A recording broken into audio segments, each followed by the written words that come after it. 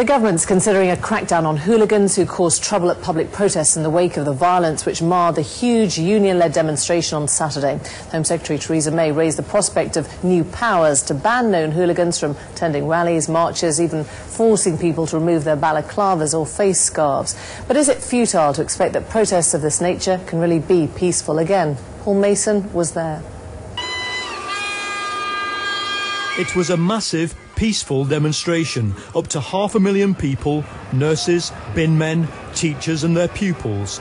This is fantastic today, and we need to take it on from there. We need to have not just us out on strike next week, but all the workers out on strike. But it's the violence of a few that's grabbed the headlines, to the shock of many who marched peacefully, and it now looks set to provoke new stop and search powers for the police.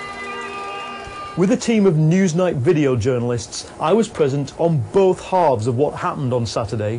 What I saw raises questions for the avowedly non-violent anti-cuts movement UK Uncut and the police. Shortly before 2 o'clock, a large group of masked protesters, many carrying anarchist flags, appeared on London's Regent Street. This is the so-called Black Bloc, in bigger numbers than ever seen on the streets of Britain before. This is not a breakaway from the march because these people were not on the march, but they now most definitely are storming through London's West End. As we followed them, it became clear their targets were specific businesses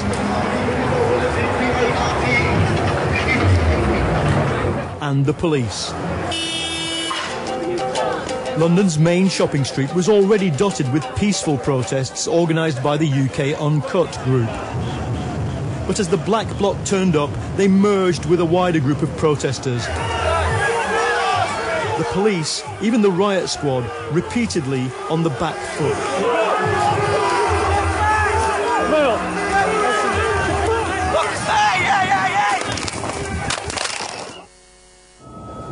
Later, protesters in masks targeted the Ritz Hotel, Porsche showrooms, Topshop and other businesses. The police, as here, often in too small numbers to stop the damage to property. What some of the businesses are worried about is that a policy's been adopted of we'll take their photograph, we'll arrest them later, but meanwhile your property's just going to be damaged. Is that the Met's policy? It's absolutely not the policy. What you saw this weekend, this Saturday, it was more arrests at this public order incident than there's been for at least 5 years. We gave officers a very clear instruction: if you see something, do something. And the fact that 31 of them were injured shows that they do, and I pay huge credit to them. But who are the Black Bloc? The old answer to that was a small group of experienced, hardcore anarchists with little or no overlap to the so-called fluffy end of the non-violent protest movement. More than one source today within that movement has told me this is no longer true. And Laurie Penny is a campaigning journalist who's taken part in the protest. Black Bloc aren't a group of people or an organisation, it's a tactic. And the people involved in Black Bloc on Saturday came from all kinds of walks of life. Most of them were young. A lot of them hadn't been on that kind of protest before. You know, a lot of people involved in the Black Bloc on Saturday, many of them 6 months ago were members of the Labour Party, working for the Liberal Democrat Party, people who really believed back then that parliamentary democracy could work for them. And now they believe that it's not going to work for them. At 4 o'clock, UK Uncut staged its main action, an occupation of Fortnum and Mason's. If the police had been slow to make arrests before, they were not now. Of 149 people charged on Saturday, 138 were arrested here. What worries me is that given the way that UK Uncut are now being targeted by the police and the press, ordinary people who have in the past gone to join this movement might think that now they can't. Now it's a radical militant group which has nothing to do with their lives. But actually that kind of resistance still has everything to do with ordinary people's lives. The police this afternoon rejected any suggestion they were politically targeting UK Uncut.